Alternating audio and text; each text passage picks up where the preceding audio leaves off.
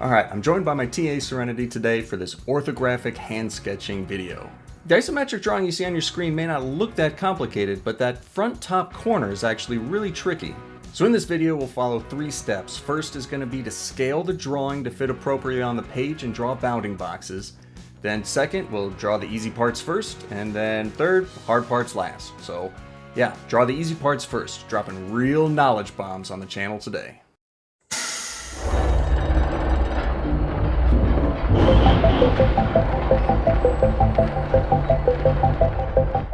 Technical drawing usually seems really easy when you watch someone else do it, but when you try to make the drawings yourself, it's not always quite as easy. So what I'd like you to do is to pause the video now and see if you can make the 3 orthographic projections for the isometric image you see on the screen. In particular, the top view is very tricky with regards to that overhanged surface. So I want you to see if you can do it for yourself first before you watch me do it.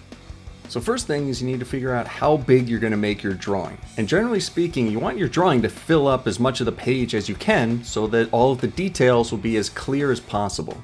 In this case, I'm not going to be adding dimensions, so I don't actually have to leave a lot of room for those. So in general, as long as I can pick a scale that's going to be like half or 3/4, 2/3 of the page, something like that, that'll work out pretty well. And looking at the numbers for this particular drawing, they're all multiples of 5. So the first thing I'm going to check is to see if a 5:1 scale would work.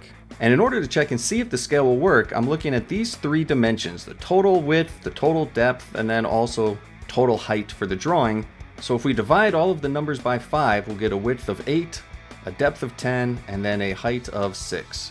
I marked the corners of each bounding box in yellow to symbolize drawing very lightly in pencil.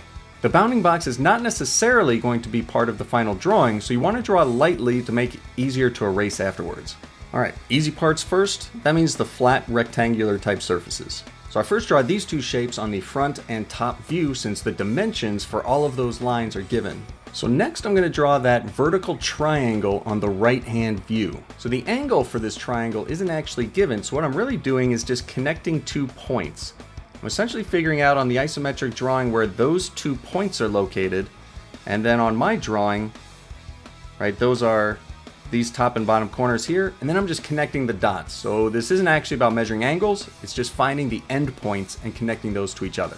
Now what I've been trying to avoid so far is drawing this green shaded surface, and in particular those purple jagged lines on the right hand side because they look like they're all at different angles from each other. And so instead I'm going to draw those 2 blue lines first, since those are horizontal lines that start on the very right hand side and just continue until they hit the diagonal surface. And if you look at the right hand view, that diagonal line is already in place. So first I put that lower panel that's at a height of 10, and I just continued the line to the left until it hit the curve. So I don't actually know how long that line is. Its dimension is not given, but I know it goes all the way to the diagonal, so I just drew it until it hit the diagonal. On the isometric drawing, that height of 20 represents the top of this next panel, and since the height of the bottom of that panel is 10, it itself also has a height of 10. And just like for the bottom panel, I just continued that top line horizontal until it hit the diagonal line. So even though I don't have the length, I know it goes until it hits the diagonal, so I just connected those 2 points. And the top panel goes up to the very top of the object, which has a height of 30, and then also goes to the very start of that triangle. So double checking that this right hand view is complete, I shaded all of the surfaces that would be visible looking from the right. And you can see that all 4 of them are present on the drawing, so it looks like that one's done. So next I'm moving over to the front hand view and drawing the lower corner as well as the bottom panel on that right hand edge. However, in order to find this corner, it's not immediately obvious where it's going to be. So actually, I think I'm done with the front view for now, and I'm going to switch to top. And hopefully I can make more progress on the top view. So I can start by drawing that right hand line and bottom right line, which match the purple lines that are drawn on the isometric view right now. So now looking at these red and purple lines is where the drawing starts to get a little bit tricky, that they actually overlap.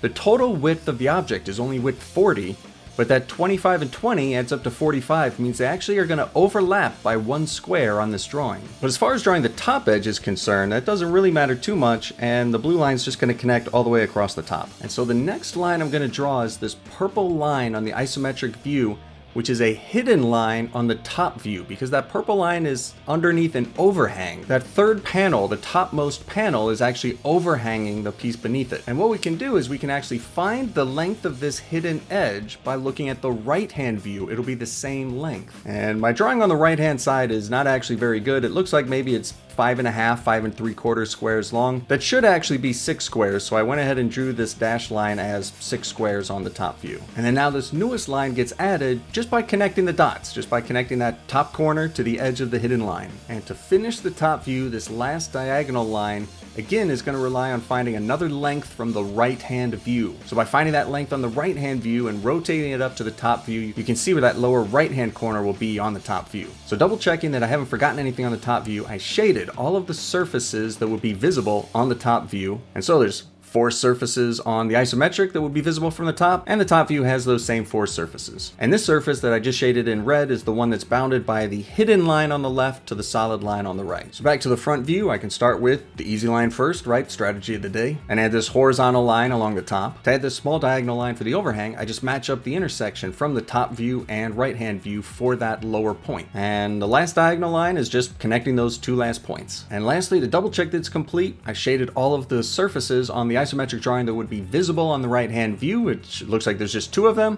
and our shape does have 2 surfaces, so it looks like we didn't miss anything obvious. So that's the completed orthographic projection for this 3D shape. So when drawing orthographic projection, step 1, choose a scale and draw your bounding boxes to make sure that your drawing are actually going to fit well on the page. Step 2, draw the easiest surfaces first. Any horizontal or vertical surfaces will be the easiest ones, so add them first. And then last, if you get to complex parts where you're not exactly sure where some points are located, you may have to hop from view to view and use some measurements from one view in order to line that piece up on the other view in case you have a drawing like this one where not all measurements are given right at the start. If you found this video helpful, please hit the thumbs up and consider subscribing so you can see each new video as they come out. If you want to watch another video right now, there's a couple of links up on the screen. Thanks for watching and enjoy the rest of your day.